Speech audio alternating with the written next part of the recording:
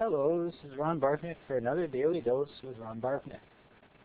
Tonight's topic is the latest revelation by President Bush that the United States is not winning the war in Iraq.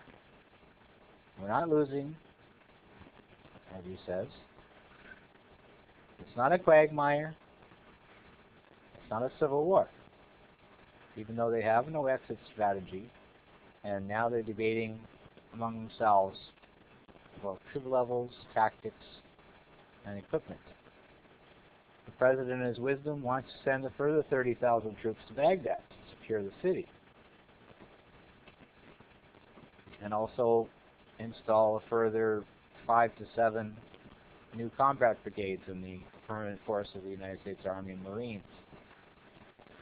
All well and good, since he says the war on terror will be a long one, probably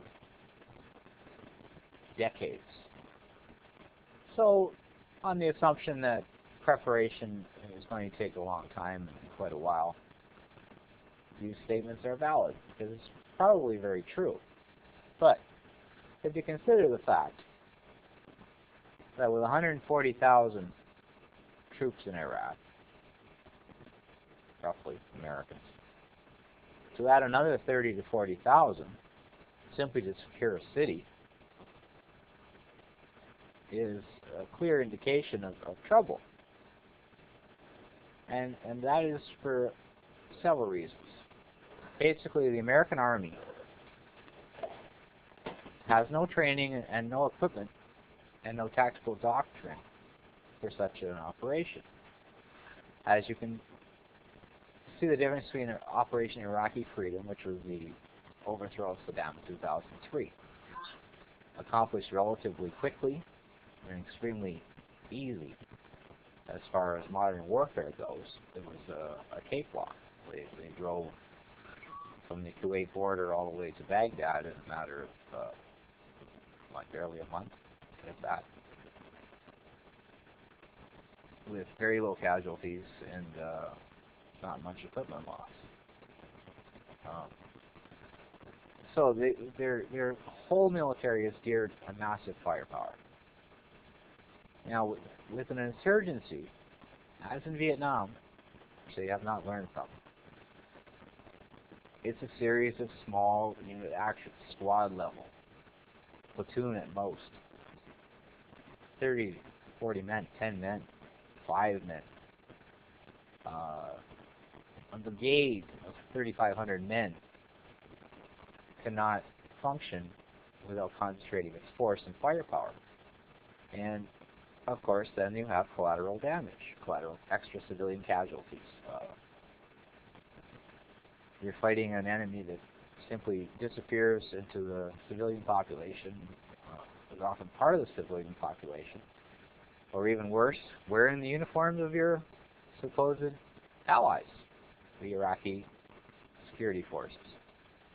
It's even come to the point where they've opened the army to ex-servicemen of Saddam's own army, who were formerly banned from rejoining the security forces. And having broken down the population's sectarian militias, unless they kill every Shia and Sunni and leave the country to the Kurds, there is not much of a solution unless the Iraqis themselves arrive at an identity of Iraq, a nation of Iraq, a sense of nationhood. Adding another 30,000 soldiers will simply result adding to the total of over 100,000 Iraqis that have died so far since 2003 as a result of combat, sectarian violence,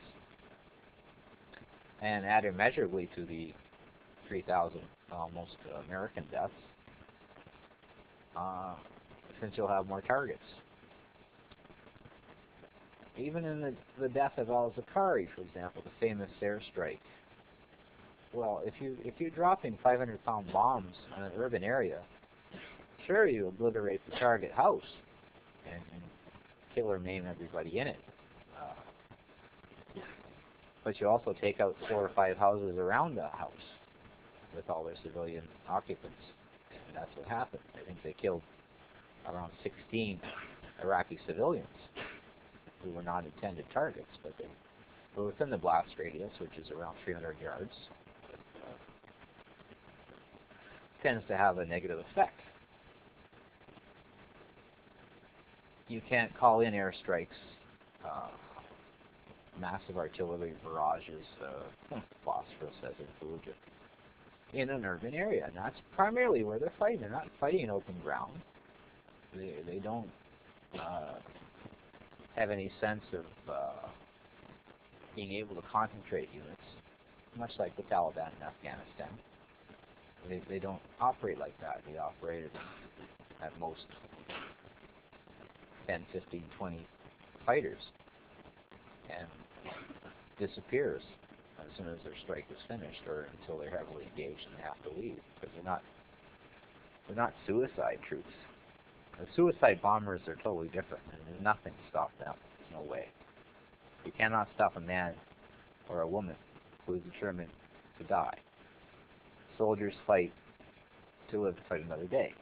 Organized units break down their discipline, and they tend to break up and they'll disperse rather than be captured or killed in a meaningless battle. So in any sense of the word, their fight will continue beyond the war of the suicide bombers. And that's the popularity of the IEDs, because they can set them off remotely and be gone by the time the response teams show up.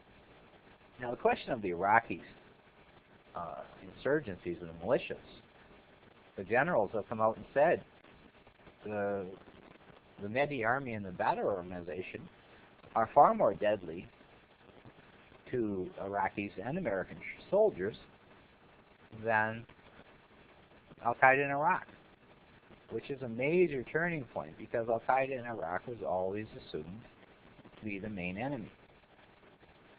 So now for them to argue, for example, the Joint Chiefs of Staff in the U.S. do not want ex-troops in Iraq. They want to spread out the available soldiers into 5,000 or 6,000 unitary advisors to the Iraqi army that they've constituted, so that you cannot have rogue operating companies and battalions that go off in their uniforms and they'll support their sect, Sunni militias, or they've infiltrated enough where they can pretty much wear the uniform of any branch of the Iraqi military they want, and the real Iraqi military often ends up in facilitating their raids, because they think they're legitimate soldiers, so they'll clear traffic, and they'll tell them if they have embedded infiltrators of the opposite sect, they'll tell them about operations coming up, so they can be aware of being targeted. So my point is, I think Mr. Bush, and by extension Mr. Harper in Canada, should listen to his military commanders and stay out of the military realm, because neither one of them are trained for it.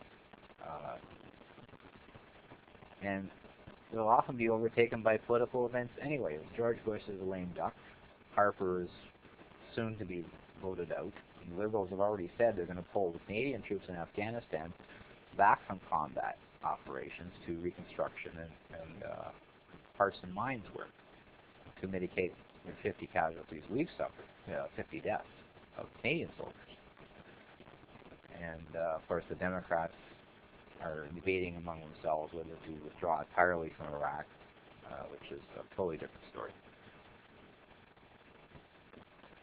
Now, being a political master of a military is one thing, but when you involve yourself in military strategy and operations beyond the symbolic role of commander-in-chief, for example, and it's a mistake for both of them to do such things.